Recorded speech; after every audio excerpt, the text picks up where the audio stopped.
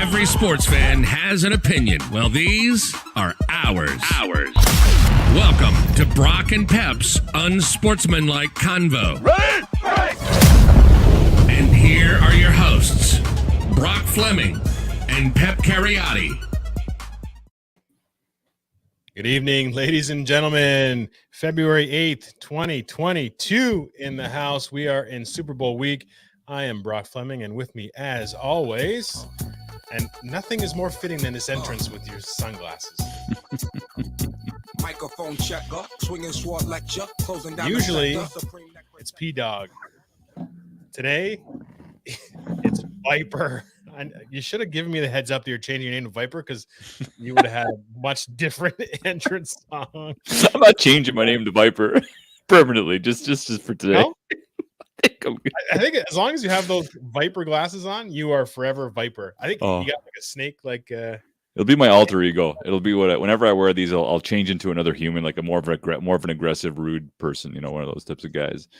When I posted it on Facebook and you guys were replying, I had posted on social media that I'd like to be officially known as Viper, because all my friends call me that, and then you guys started chiming in with we've never called you Viper. Yeah, no, we don't. No, we don't. So good. All right. Hey, a couple of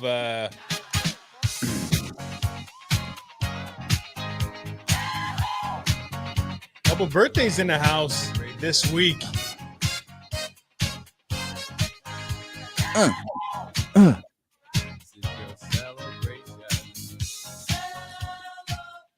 Mike Dean, listener of the show, good friend of ours. His birthday was on Monday, February 7th. Monday's the 7th. We're today the 8th. Happy birthday, Mikey. We got a birthday today. So Kane Fleming's mother's birthday is today, Mary F. Provo. Shout out to Mary F. She's lovely. Mary F.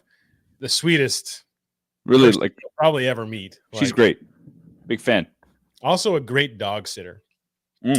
And then we have two birthdays tomorrow. So Kane Fleming's birthday is tomorrow. He is 14 tomorrow. And my son Jackson has the same birthday. He's 10 tomorrow. He's finally in double digits.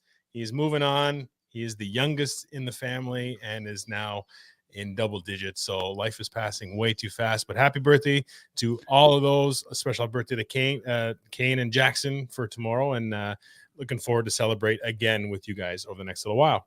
Amazing.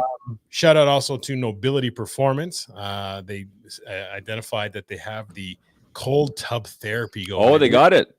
Yeah, and I am pumped to give that a shot. Now there's so many benefits. I know they listed it all on their Instagram. There's some negatives. There's shrinkage, but it'll come back. It's all good. You got a light back there that's changing flashing. colors? Is that? I like it. I thought it was my glasses. I'm like, oh, maybe my glasses is throwing me. I like it. It's I don't know. I stuck the LEDs around the whiteboard because the whiteboard is a bit more of a focal point lately. Okay.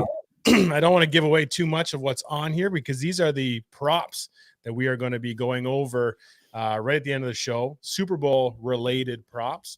And we're going to get your take on all of those as well. So I'll mark those down. Obviously, if we just go and pick the game, it's not super exciting. So if we do the props a little bit more in depth, and I kind of want to see where your mind is on that. Sure. Hey, before we get into that, I just want to mention quickly, the Ottawa Red Blacks went ahead and signed free agent quarterback Jeremiah Masoli, who I think in 2018, he had 9 straight games where he threw for over 300 yards, which is tied for a CFL record with Sam Echeverry and Kent Austin, I believe. But that's pretty incredible. That wasn't that long ago, and he's had some injuries since. But I think overall, if you think about the quality of a CFL quarterbacks in the league currently, I think I mean, you're going to pay for a quarterback in the CFL. It's the prime position in all pro football, but especially in the CFL. Everything, it's a passing league, so it's worth the money. It's worth the risk. $450 grand, is that worth it? Well, I mean, he's proven. He's taken Hamilton to the Grey Cup twice. I know he came in relief this year, but I mean, hey, the guy is a proven winner. He has the CFL tools. Maybe a change of scenery will be good for him. Although, he had a pretty good in Hamilton. I'm excited for the Red Blacks. I think that's what they were certainly missing, quarterback leadership this year, and overall just weaponry. I mean, they went ahead and re-signed William Powell, which I think is another good signing. Now it's time to address the line and maybe get a weapon or two on the outside. Who knows how they'll do that or where they'll do that. But your thoughts on Jeremiah Holy Mazzoli signing in Ottawa? I mean, when we watch Hamilton and what they did last season, you saw that they had two pivots. You knew one of them was going to move on. So it's a matter of which one they felt. Who's the other guy again? Dane Evans, right?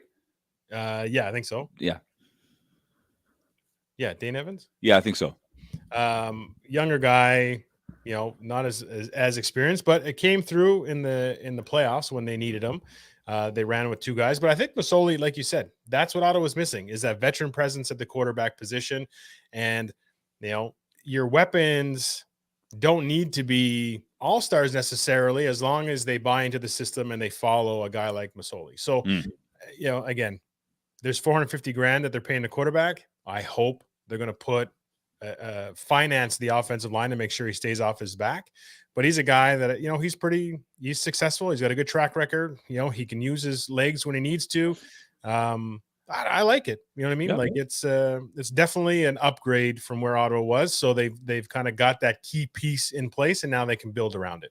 Yeah, and like I say, bringing in William Powell too, I think takes some of the stress off Mazzoli. You've got a run game, and you got to address the offensive line for sure. But I think it's a good start for sure. I didn't like the platoon that they were doing last year with Duck Hodges and the other young kid who he did the best he could, but he just wasn't ready for the CFL this year anyway. So, hey, it's good for Ottawa. As you know, I attend a few games usually with your brother or with you or all three of us when the stars align, and it's a good time, and it's nice to see good football. I mean, the last 3 years we're talking about a 3-15 team.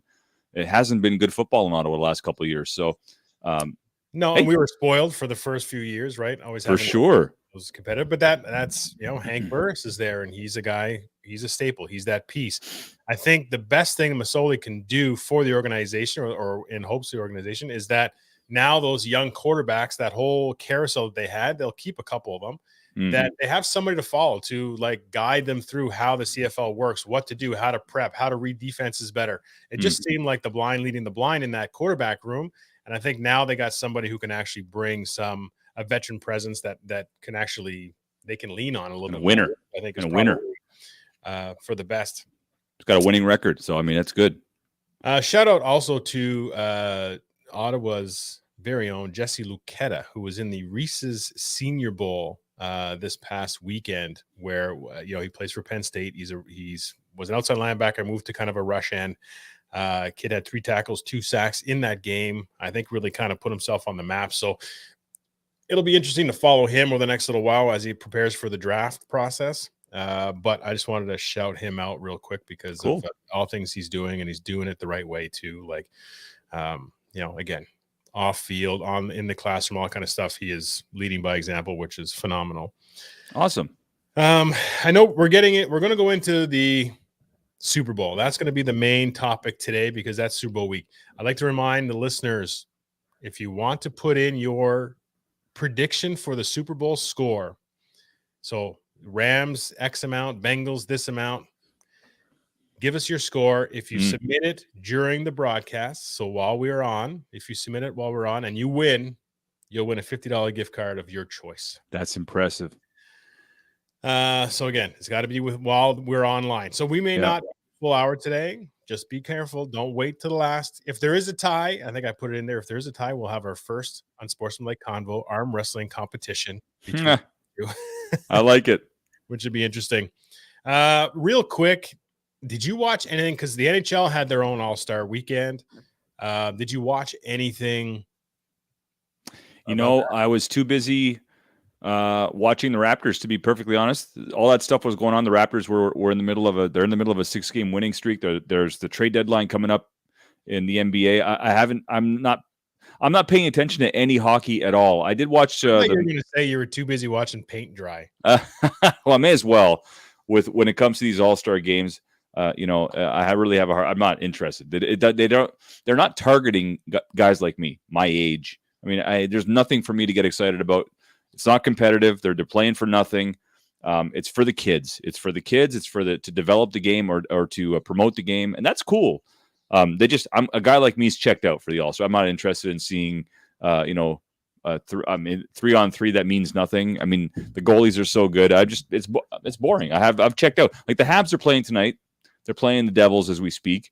There's nobody in the stands. They have won 6 games all year or whatever their record is now. I'm checked out. Like I'm just checked out with COVID and everything and what's going on with the Canadian teams and having no fans in the stands. I mean, it's just brutal, you know. And I think they've made a proposition to Gary Bettman to play some games in the States so they can have some fans, so they could be the default home team and generate some of that revenue. And no word from Bettman. So, I mean, I don't know what's going on with the NHL, why they don't want to help out our Canadian teams. But I'm just not ourselves to a point too. Like we need to have some of these regulations loosened up, I think, a little bit. Yeah. Sounds like it's coming next month. Sounds like it's coming in a couple of weeks though. So yeah, which whatever. It is what it is. It's not on the NHL to accommodate our governmental views on the vaccination and the lockdowns, all that kind of stuff. We have to deal with it. It is what it is. I actually thought so. I didn't watch it live, the NHL skills competition. I did YouTube them and sort of take a peek at what was going on. They really, like from a Vegas standpoint, went kind of above and beyond and changed a bunch of things, from guys playing blackjack by hitting pucks through the certain cards. And, the breakaway competition was on like celebrity goalies. It was kind of cool to see Manon Rhéaume back in nets. I'm not going to lie. I remember her as a kid and the Tampa Lightning around her and all that kind of stuff. Anyway, it was interesting to see. The actual 3-on-3 game day or whatever event, if you will, I thought, at least it's not a normal hockey game. It's a little bit out of the norm. It's 4 teams, they're mini games. There's $1 million on the line. There's, it's 3-on-3. It's quick. So again, for the generation that doesn't have a long attention span, it caters to that. So it's a little bit different. Flip side, you go to the Pro Bowl. Pro Bowl, even them, did you watch any of their skills competitions? No. I think I saw a receiver throwing a pass in the skills competition. It must have been an event where they were having maybe it was an accuracy throw or something. So that Justin Jefferson was throwing, and so was Beckham. No, it was anyway, maybe Hunter Renfrow or something like that. That was throwing the ball not very well. The passing accuracy, Wilson won that one. This thing called Thread the Needle, had 2 boxes, a bunch of holes. They had a DB in front of each of these big boxes, and the quarterback had to alternate between and try and get the ball in these holes, threading the needle, if you will. And I mean, Mac Jones won it. There's one play, I think Trayvon Diggs caught it, but then caught his arm in the circle or something like that. And it was kind of is his shoulder out? The next couple plays, he was sort of favoring his shoulder. Last thing you want is an injury on that kind of stuff. They had the one best catch. I watched the best catch again on YouTube. Watch it. The Diggs brothers are both in it. Stefan Diggs is on top of a truck, jumping off, catching a ball, and then going through a table. Ode to the Buffalo Bills fan club and all that kind of stuff. But it was it's slam dunk-esque. You know what I mean? Hold up the 10, the 9, whatever it happens to be. Vegas seemed freezing. These guys did not want to be out there. And then, the other one was the fastest man. You got Micah Parsons. Impressive enough that he ended up winning it. But, again, Hill hardly even is set. He's not even a 3-point stance. He's wearing a windbreaker and probably running shoes. Micah Parsons is shirtless in I'm running my 40 stance with cleats on and, ends up winning it. But ultimately, who cares? And then the Pro Bowl's even worse. In the 90s, scored 60-yard touchdown. And if you watch the video, he gets past the linebackers, and then everybody else literally stop and walk towards the bench like they're done, and he's got 50 yards to go, and he's just running like, white guy running as fast as he can to get that end zone, and nobody's even looking. They're looking the other way. They're talking to each other on the field. Like it was an embarrassment.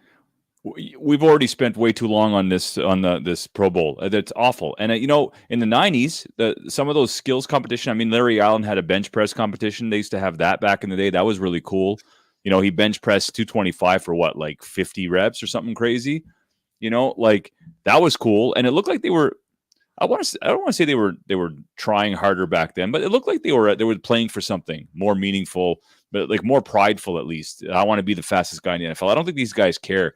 I also don't think the gap between the fastest and the second fastest or fifth fastest is that big. I think the guys are so fast now in the NFL. I mean, Tyreek Hill might be like an edge faster than everybody else, but probably not by much. So I don't know. I didn't watch a second of it. Any all-star anything, even including the NBA, which is my favorite sport. I don't watch. Maybe catch the dunk contest. Maybe catch the 3-point contest because it's the 3-point contest is the coolest. It's like tradition. You know what I mean? Yeah, but the dunk contest has become a joke now. Like you can miss 10 of them, and then you get on the 11th one, you actually get it, and then they give you a score. I'm like, well, you missed the first 10. Like, at some point you got to pull the plug, and I don't know. So. The All-Star games, I had brought up an idea that Matt Putvey had mentioned that he had already brought up a couple of years ago, which is just coincidence. But I thought make the instead of the Pro Bowl, have the Toilet Bowl, where you have the bottom 4 teams play a semifinal. They start it the week before, and then the bye week during the Super Bowl is the final of the Toilet Bowl, and the winner gets the first pick, and everyone else follows suit. I mean, it keeps games sort of relevant, keeps 4 bottom feeder teams relevant for whatever. Keeps their fan bases interested just a little bit longer. And I don't know. Now you have 18 teams that are relevant instead of the 14 that they have right now. So, yeah, maybe.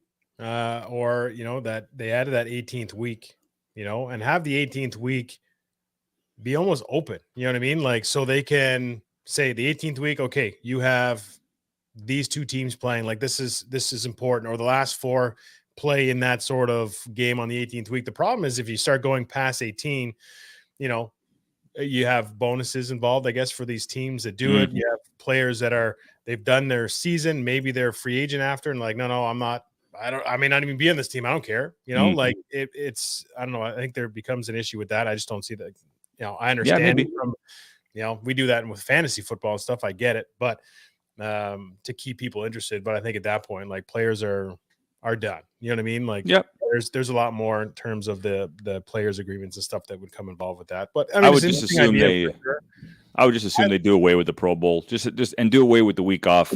All the momentum of the game. Imagine if it was tomorrow or if it was yesterday. How like the buildup was pretty big this week. Now it's going to start to taper off again. Then it'll build up a little bit more towards the end of the week, but it reaches its buildup peak this past week. I find. Yeah. We had 2 great weeks, 2 or 3 great weeks of football. You're looking forward to that. Like, hey, what's happening? I get the week off. I get it gets people healthy. It gets teams acclimated to those scenarios, and they get to do all of the mandatory press and all that kind of stuff for the week up because you can't just like ship out on the Monday right after the game necessarily. Yeah. There's a lot more planning involved. And then, ticket sales. They want to make sure the ticket sales and the corporate stuff and give a bit more time to make sure that all comes together as well. But I'm with you. If they didn't have that, if we could just get the game the week after, it would be awesome because I totally agree with you. This week off is a downer. Yeah. I would like to see them abolish the game and go back to the full old school quarterback skills competition, lineman type skills competition, and get those guys in there and put prize money. I mean, everything's sponsored. I just threw out my list, but like the NHL one, it's the Honda Accuracy, it's the EA Sports. There's big sponsors. You say you win that event, you win a couple $100,000 or something. You know what I mean? It's always been like that. I think they've always had some sponsor. I know it's the Gatorade Slam Dunk and the 3-point shot in the NBA, and I know with the NFL they've always had. The skills competition has been attached to some sponsorship. They just never took it seriously enough in terms of prize money, I think. Right. Anyway, I would like to see all those old Larry Allen bench. Me too. But that'd be cool. I want to see the quarterbacks throw. We talk about that, like the long throw, and you see the guys run up. You know, the last time I saw it is the highlight from like Cordell Stewart and whatever. I want to see Josh Allen, Hebert, who else launches it? Mahomes. Like, just go out there and launch the ball and see exactly how far these guys are actually. Yeah, love to see that. One thing that I did notice, it was Al McKinnis and McKinnis and Iafrate. They were slap shot, hardest shot winners forever. They got over 100 miles an hour. Am I correct? Iafrate did for sure. I'd have to check McKinnis, but I'm pretty sure. Yeah. Wouldn't you think that with all the technology in hockey, we would be getting like 110s now? Like the winner was 103. Well, again, a fact checker would probably be able to find this out. I thought Cherick smashed one at like a 108 or 109, didn't he not? I feel like we'd have to look that up. But yeah, no, you'd think with the way the sticks bend and all that, like I just think though you're going to max out somewhere around 105, 110 for NHLers. I don't think we'll never get it. It's not like tennis where the guys now are serving, 15 or 20 miles an hour faster on their second serve, than guys were serving on their first serve. Chara 108.8. Yeah. So, I mean, it hovered around there. You'd think it'd be faster, but yeah, I don't know. Good question. The way the sticks bend like that, the torque, geez. Oh, we got our first entrance. We got the Rams 28, Bengals 24 from Facebook user unknown. That's a pretty safe bet. Probably. Actually, I don't know. I was going to say Big Yen. Okay. Oh, yeah, Nick, that is a safe bet. I think the Rams are +4. Yeah, or -4. So you're right on. It's the score and it's a push. So whatever you bet, it's going to be null and void. But hey, let's talk about one quick thing before we get into the Super Bowl. Kyler Murray, he's in the last year of his contract. What do you take with this? All of his Instagram deletions. I know you had mentioned this morning that hey, it is social media. We shouldn't put that much clout in whatever happens there. But that being said, I mean, he basically deleted everything that was related to the Cardinals and stopped following them. You could do that for your mental health. Maybe he just doesn't want to see the drama. Maybe he's still recovering from the tough loss. I don't know, but what's your take on that? Honestly, I haven't put enough thought into it because I really need to know what the situation is. He's not a free agent after this year. He's got 1 year left on his rookie contract. Okay. He's not. I mean, yeah, he didn't perform great in the playoffs. So is he getting heat from that? I don't know.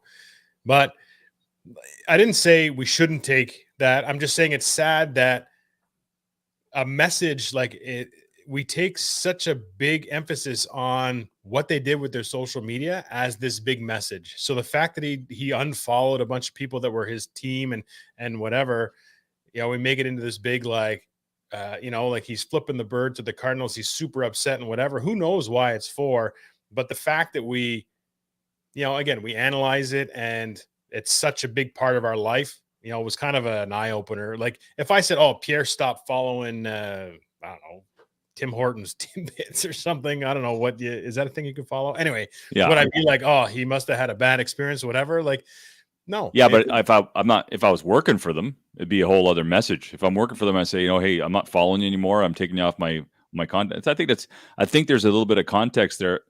It's not a smart move if you don't want to draw attention to yourself. And he doesn't strike me as the type of guy that wants to draw attention. It's probably not the right choice. And if let's just play devil's advocate, let's say he does want to leave or he's not happy, find me a better scenario. You got Hopkins, you got another young receiver, you've got AJ Green, you've got some talent. Like what? Why would you even want to move? So, like, I don't know. Just be smart about that's your team. You're committed to them. That's your city. They've embraced you. You're an undersized, scrambling quarterback. You've had some success. Stick with it. None of this underlying message nonsense. I find that really is more disturbing. Hey, get to the point. You got a point with this? Do you want to leave? Do you not want to stay? Like, what's going on? So, yeah, I was just trying to see if I could find anything that Larry Fitzgerald hopes everything works out between Kyler Murray and the Cardinals. Okay, like. Anyway, I don't know exactly what this is for or what the reasoning is. Obviously, it hasn't come out, so I don't know why this is happening. But I agree with you. If you have something to say or you have an issue, like address it. You know what I mean? You're a grown man making millions of dollars. Yeah. Speak up. Like, don't do this. I don't know. I find it very childish, I guess. So Another entrance, Rams 24, Bengals 17. Okay. Very So, good. Rams covering.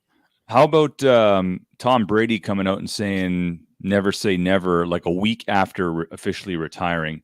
I'm calling him coming out. He won't even make it to training camp. He will come back. That's my call. I don't think he's retiring at all. I think he was perhaps pressured into doing it with some of the reports that came out prematurely beforehand.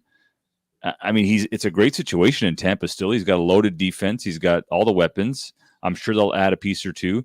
Why? I thought him retiring now was silly. He's got a year left on his contract. I know Giselle kind of wants him to retire, maybe. I don't know, but like he's got to come back. Come back for one more year. When you're going to regret it, leaving it at the top of your game like that, and not emptying the tank. I say come out and empty the tank. Like you don't want to go out like that with half your team injured and. They weren't their full squad, obviously, playing against the Rams, but yet they still brought it back to what, like a touchdown? They'll end up losing by a field goal. They brought it back. They tied it up. Yeah. So, anyway, I could see him coming back for sure. Well, I said, until I see him at a podium, full tears, he's not retired. So I still believe he's going to come back. And I agree with you. Come back and do it. It needs to be Brady's final year. You know what I mean? Like that decision is made beforehand or very early in the season that hey, this is my last season.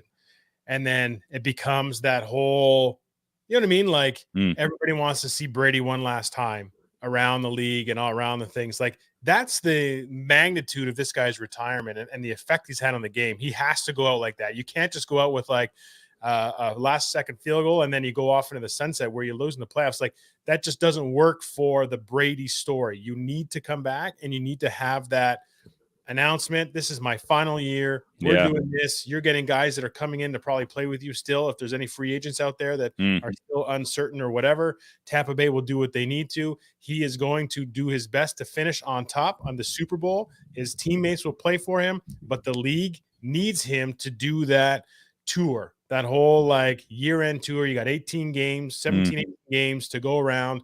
Everybody gets one last look at Tom Brady in this final year, and that's the way you go out. And he's an MVP candidate this year. He's I get there's pretty cool to go out on top like that, but there's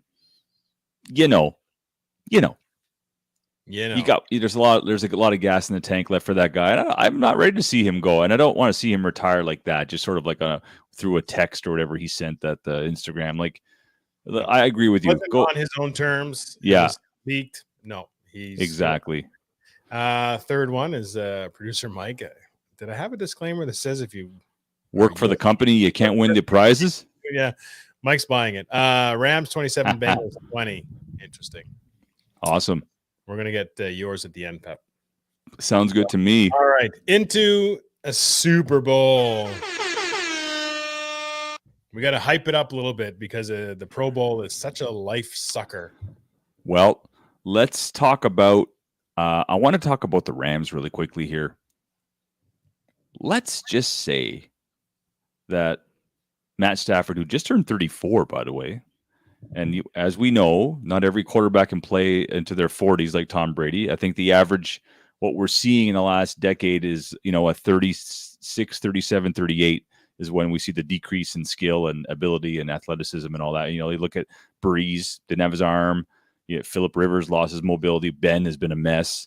Some of these old quarterbacks, 36, 37, 38 is what we're seeing for their shelf life. So is it possible that if Matt Stafford, I always mix him up with Sam Bradford for some reason. If Matt Stafford wins the Super Bowl, is it possible that he retires? Yeah, I'd say I think it's a strong possibility. I think the trade and stuff to Detroit, he was aware that trade would be a 2 or 3 year ordeal. Say allow for some missteps, allow for them not to get the deal done. in the Super Bowl and say, you know what, we're back next year, whatever. They're there to make a couple of runs as it is. I think it will come into play the rest of the team, you know, because there's some older guys, you know, Von Miller, those kind of guys. Eric Weddle. Eric Weddle just came back 2 weeks ago, so he wins, he's out. Like that's I think a no-brainer. But anyway, I think the scenario has to play into, but I think if Stafford can go his whole career in Detroit and get those, you know, the accolades and stuff with that kind of team, and then move to the Rams and win a Super Bowl in his first year, I think you almost go out on top. I would not be surprised. Be like a John Elway. And, you know, the last 2-3 games, you know, he's still got a lot of zip on the ball, but there were a couple of throws in each of the last 2 playoff games where he was about 10 yards short on the deep balls. And I can't remember if it might have been Nance or Romo saying, hey, he might be hurt, or, you know, you lose a little bit. It just comes with age. And so maybe there's something underlying there that Romo doesn't, maybe Romo leaked, or, you know, who knows, right? But it's definitely a plausible scenario for him to win and leave. And again, that would be another quarterback this year, you know, really leaving their team shorthanded. I mean, if Tom Brady's is done, I mean, Tampa's screwed. If the Rams lose Stafford, I mean, they're screwed. There's no backup right now. There's really not. It doesn't matter. They're built to win now. If they win the Super Bowl at home, they've accomplished check. That's it. That's it. It's gravy. You know what I mean? Everything else is good to go. You draft somebody else, you trade somebody else, but you have reached what you needed to reach. Super Bowl at home, new stadium, all that kind of stuff. You're built for it now. You got it. That's for sure. You know what I mean? It is what it is. Well, so if he leaves at that point, you can't blame him. And, you know, unless you convince him to stay and think that you guys can go back to back or something, which they could very well, you know, if everybody kind of bought in when you have those teams. But as we're seeing, it's not easy to go back to back. So do you want to take that risk and just kind of go out on there? Or you say, you know what, I've reached my pinnacle. I've gone through everything. I've just made the playoffs or I got my first playoff win, you know, in whatever it is, 13 years, won the Super Bowl. I'm good. So let's actually break down the competition here. I've been looking on paper at, you know, where the weaknesses on each team, offense and defense. And defensively, I think both teams don't have many weaknesses. I mean, the linebacking play in Cincinnati has been really good. Their D-line has played really well. Their secondary is, I think, probably a pleasant surprise for them. I don't think they expected Eli Apple to play as well as he has. Mike Hilton's come in there and been like probably the best nickel slot anyways in the NFL. And he has played exceptional. That defense is causing turnovers. I mean, they made the Chiefs look very pedestrian in that second half. So, you know, I had a really hard time giving the advantage to anybody. But if I look at the receiving cores, Cooper Kupp might be the most polished right now out of both teams. But from a core, I have to give the edge to the Bengals. I mean, T. Higgins, Boyd, and Jamar Chase. You know, if their tight end is healthy enough to play, I mean, I'm going to give the check to them as well because Higbee's not playing. So you've got a Bengals offense, you know, offensive line aside, that has way more weapons. I think, well, maybe not way more weapons, but definitely give the check to them. Mixon, hard runner. You know, P. Ryan's a decent spell. I give the edge to them in the backfield. So, you know, now we're looking at Burrow and Stafford. I mean, this is so hard to pick. I had the Rams initially winning. I don't even know who I'm going to. I'll tell you who I'm going to pick later. But, like, what's your take on the offenses? Who has the advantage here? You know, the weapons that the Bengals have are as good as anybody's. Yeah, I think the biggest thing. So the biggest key is, can Williams, Spain, Hopkins, Ndeniji, and Prince keep Burrows off his butt? That's going to be the biggest thing. But in order to do that, it can't be these 5 guys alone, because the defensive line at the Rams, so Donald, Miller, Floyd, Gaines, like those kind of guys, that front 4 is good. They're also extremely good in pass rushing. So if you can establish the run and get something where the best way to neutralize a really good pass rusher is to rush at them. You know, you get the quick guys on the edge, you get the whatever, they got good they're quick enough for the pass rush. If you can then run the ball at them, that usually helps neutralize them a little bit. Now, again, they don't have a lot of weaknesses, but the Bengals O-line versus their D-line is probably going to be the biggest thing. That's going to come down to a lot of what the play call is going to be. They need to scheme. They need to a scheme to help the offensive line. So, you know, set up some screens, use them at opportune times. The quick passes, the dump offs, those kind of things are really going to come into play to help that alleviate some of that stress. Because if the Rams get 8, 9 sacks like the Titans did against the Bengals, I think the Bengals are going to be in tight. Like it's going to be in tough, and it's going to be really hard to say we're going to win twice with giving up almost double-digit sacks. They give up a ton of sacks to Tennessee and Kansas City, right? Tennessee, yes. Kansas City, not as many. I mean, he was sacked, but he moved around the pocket a lot better. Yeah, like Tennessee really brought that, and that's what the Rams are going to do. There's 4 guys that are going to be coming around, and if they stay in their lanes and stuff like that, then they'll be okay. But I peanut. Yeah, coming in. So anyway, what about the Rams offensive line? The Rams offensive line is good. I mean, it's got one of my favorite O linemen there. Their left tackle, the guy who's 40, he's my age, still playing. Is he playing? Is he healthy? I think so. He's going to play. Yeah, he's going to play. Yeah, former Bengal, Andrew Whitworth. There's no way he doesn't play. I like Andrew Whitworth a lot. Yeah, he's phenomenal. You know, anyway, yeah, off the field, whatever, the guy is class. And the fact that, you know, I know Brady's 40, whatever, and stuff, and it's great. That's great. Andrew playing left tackle at that age is, to me, way more impressive than Brady playing quarterback. Oh yeah. Any position player I find playing in their late 30s, early 40s, a position of contact like that, like every single play, that's remarkable. I mean, that's impressive. Yeah, he was with Cincinnati for years and was a stellar. When they lost him, that was the beginning of the decline with the Dalton had a couple of good years with Cincinnati where they made the playoffs.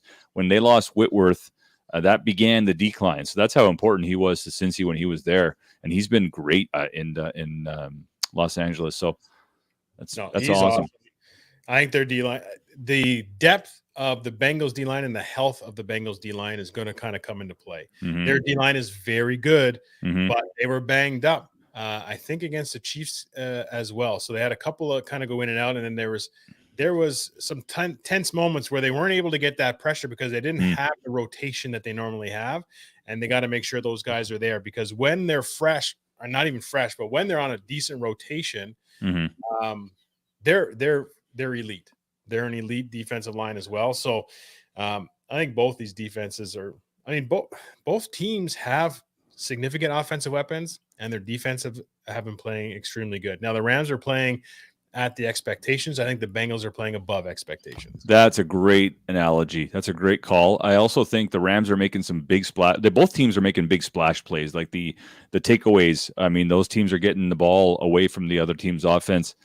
But I think the Rams will end up making a couple of extra plays to get the ball, to turn the ball over, whether it's a sack, strip sack, or an interception or something. I mean, they got that kid Scott playing in the as a nickel corner in LA, and he's making plays. But I will say this, Cincinnati, it's not doom and gloom. I've been calling for their demise since the Raiders played them in the wild card. I just didn't think they were ready for this moment. I thought it was too soon, but it clearly isn't. And they remind me, I know everyone's going to hate me for always, comparing them to Pittsburgh, but they remind me of the 2005 Steelers that beat Seattle in the Super Bowl because they went on the road and won 3 road games.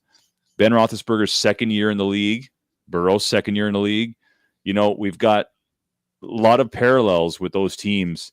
And then, of course, Ben's second Super Bowl, it was probably the worst offensive line any Super Bowl team has ever won.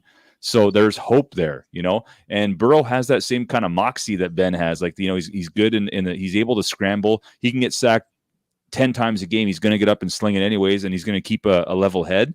So, I mean, there's a lot of similarities. The moxie that Burrows has to anything. Ben has not done anything as cool as Joe Burrows. What? What are you talking about?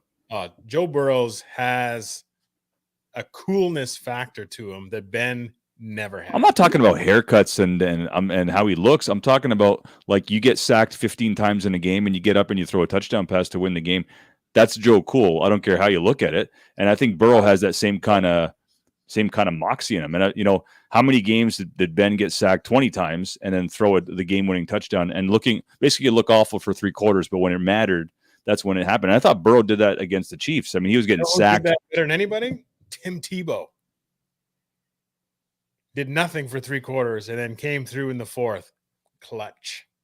Ben and Tim, twins.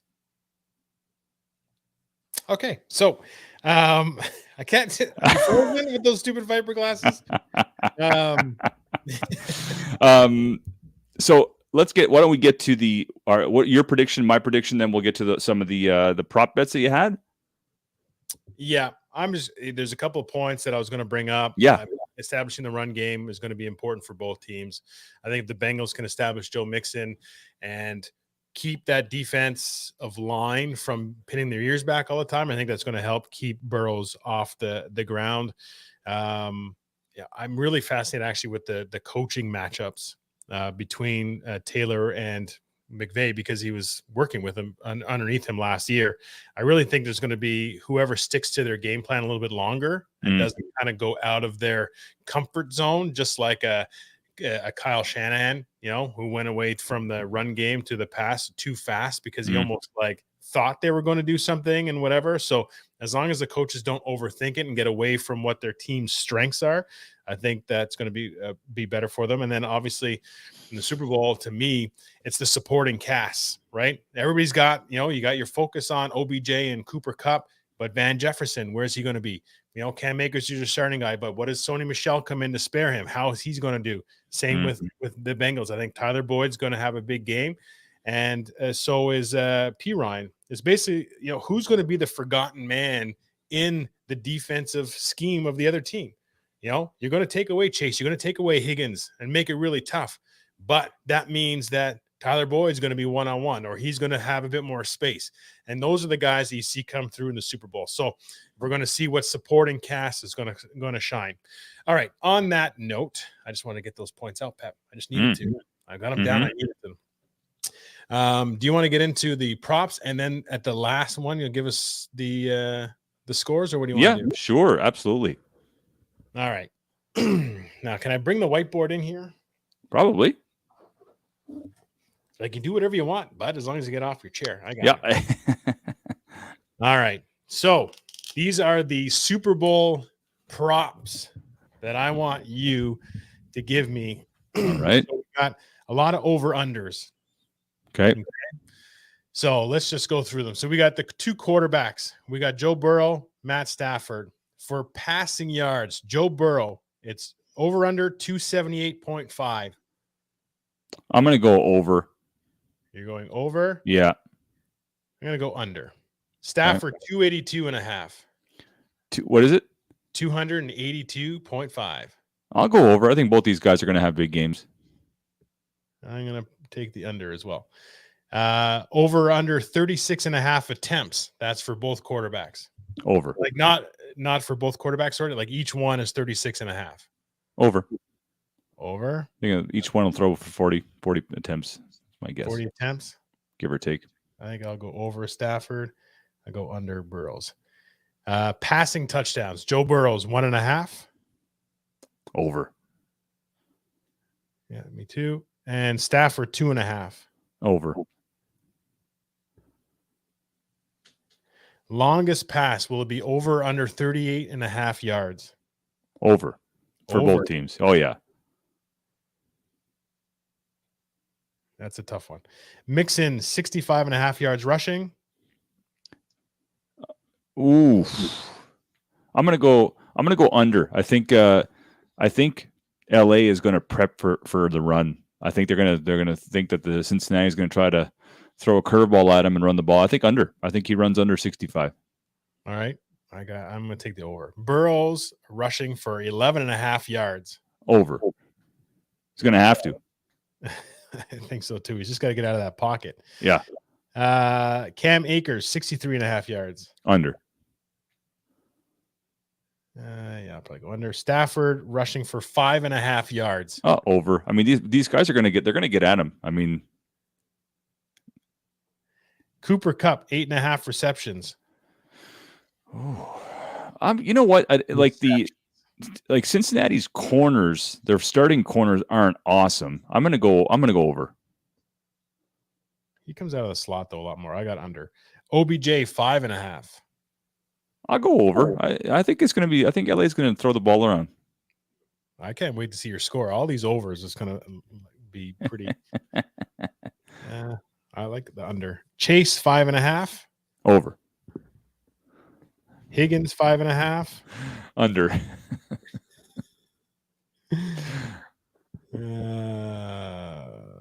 Longest reception will be made by who, do you think? I think actually the Rams will have the longest reception. A certain player. Oh, player? I'm gonna go. It's gotta be a complimentary player. I'll go Kupp. Kupp? Yeah. All right. I'll then, just for argumentative sake, I'll take the Bengals and I'll go with Boyd. Okay. And then the real important ones. Will the total points be over or under 48.5? 24, 25. I'll go over.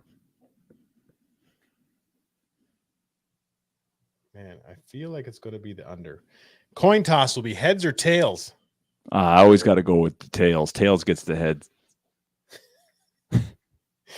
Will the national anthem sung by Mickey Gayton be over or under 95 seconds? Do you remember I nailed this that one year? Like to a second or millisecond? Was at your place? Wasn't a millisecond. Yeah. Millisecond it was right on the nose. Over 95 seconds? Yeah. Is that what you said? Yeah. I hope not. I'm going to say yes, but I hope not.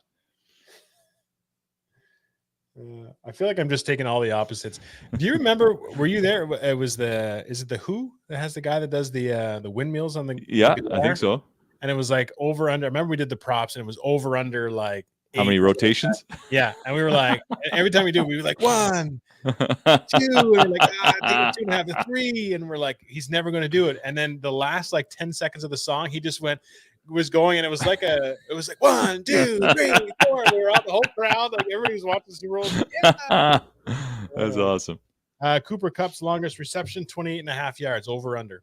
Over. That's a long one. Will Snoop Dogg smoke on stage during the halftime show? I don't think he's allowed. Or is it? I mean, no. I'm going to say no. Will there be a new song released by any of the artists during this halftime show? Not if they want to have a complete and total riot. I mean, the whole world, everybody who went to high school in the 90s and college is like, that's all we're talking about. So no, please no. I agree. What color will the Gatorade be that gets dumped on the winning coach? I go yellow. The yellow juice there. I'm going to go with orange. 2 colors that people don't drink normally. So it'll be more full and they'll have it. And the last one, most important one. The winner of the Fleming's Chili Cook-Off between Mike Dean, Curtis Fleming, Dan Duran, and Dave Enner will be who? I got to go with Kurt because I've had his chicken masala and it's pretty damn good. So if he's tossing a little bit of chicken masala in his, I may have given away his recipe, secret recipe. I don't think he's putting chicken masala in his chili, but if it's half as good as his chicken masala, Kurt's actually a better cook than I would have. I don't know. Well, he cooks with passion. He does. He cooks with passion. You know, anyway. We had a question from one of the contestants asking if the appearance of the chili is one of the categories. It should be. Rated on 1,000% it is. Yeah. And this is owed to my brother from another mother, David Azzi, was part of the first Fleming chili cook-off contest during the Grey Cup years back. And he brought his chili, and he probably would have won if it was on taste only. But because of his recipe, I don't know if it was Lebanese, he didn't use enough tomatoes, whatever. It kind of looked like dog food. So he lost 5 marks on that and brought him down to second. Otherwise, taste-wise, it was up there. Appearance, complete fail. So appearance is an important part of the chili contest. I'm excited to I got a big bottle of Beano up there for all the contestants and all the judges. Awesome. Did you have something else you wanted to bring up? Not really. I think we're going to finish off with our final predictions. Yeah, I know. Sorry, I thought there was something you said you wanted to spin on me, but maybe that was earlier. I was going to ask you about Stafford and if you thought he was going to retire potentially after the game. Yeah. All right. So, Frank, I thought I had a lot of sounds here, but I don't have any drum roll. I gotta get a drum roll next time. So good. Pep, your prediction. Here's my prediction. I flip-flopped on this. Actually, I didn't. Initially, I thought the Rams were going to have the edge, but the more I looked at this on paper, and the more the Bengals reminded me of Pittsburgh in 08 and 05, I think the Bengals are going to win 35-31. And it's going to be a close game, but I'll give the edge to that maybe the best kicker in the NFL, not named Justin Tucker. Shooter McPherson might be the difference. Even if it is a high-scoring game, it might come down to him. So I'm going to go 35-31 Bengals. All right, so the fact they win by 4 means it does not come down to Shooter McPherson. Well, however, maybe not directly, but he's going to hit a lot of field goals. I think he's going to come up big for them. All right. Who do you got? I as well am taking the Bengals, but I'm taking it. A lot of my props are the unders. I think the defenses are going to be very tight. I think there may be some good plays there, but I think they all tighten up when they get down to the goal line, and I think that's going to be the difference. So I have it actually the Bengals. Actually, well, I put Brock instead of Bengals. Brock 20, so okay. Bengals 20, Rams 17. So I am going with the McPherson field goal as being the winning points. Kid's good. Kid is good. Ice cold. Oh, you got to watch him on YouTube where he does that Gatorade bottle spin from a field goal. It's pretty good. Chili cook-off contestants, make sure that your chili's warm, eh? Don't bring it cold and we have to warm it up in the oven. Like, bring it warm. Slow cookers. That's who you bring it with. Yeah. If you need buns, cheese, whatever.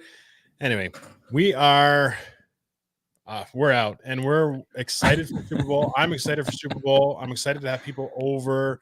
It'll be within limitations. Don't care. It's Super Bowl. I hope everybody gets out, enjoys themselves. Hopefully these extracurricular protests and stuff like that are done by that week. But anyway, I hope everybody enjoys it. We're going to go out to, my son's, one of his songs, Astronaut in the Ocean. I love this song. This is a remix version of it. I love this song. Happy birthday to Kane and Jackson. Happy birthday, Min. Happy birthday, Mike Dean. Cannot wait for Super Bowl. Love everybody. Have a great evening. Put that shit in slow motion, yeah. I feel like an astronaut in the ocean. Ay, what you know about rolling down in the deep? When your brain goes numb, you can call that mental freeze. When these people talk too much, put that shit in slow motion, yeah. I feel like an astronaut in the ocean. appreciate that I'm cool. I'm like, yeah, that's true. I believe in G-O-D, don't believe in G-H-O-T. She keep playing me dumb, I'm a player for fun. Y'all don't really know my mental, let me give you the picture like stencil. Falling out in a drought, no flow rain was I'm pouring down. See that pain was all around, see my mode was kinda lounge. Didn't know which way to turn, flow was cool, but I still felt burned. Energy up, you can feel my surge, I'ma kill everything like this purge. What you know about rolling down in the deep? When your brain goes numb, you can call that mental freeze. When these people talk too much, put that shit in slow motion, yeah. I feel like an astronaut in the ocean, hey. What you know about rolling down in the deep? When your brain goes numb, you can call that mental freeze. When these people talk too much, put that shit in slow motion, yeah. I feel like an astronaut in the ocean.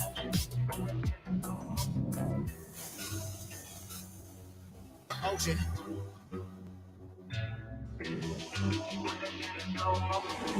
What you know about rolling down in the deep? When your brain goes numb, you can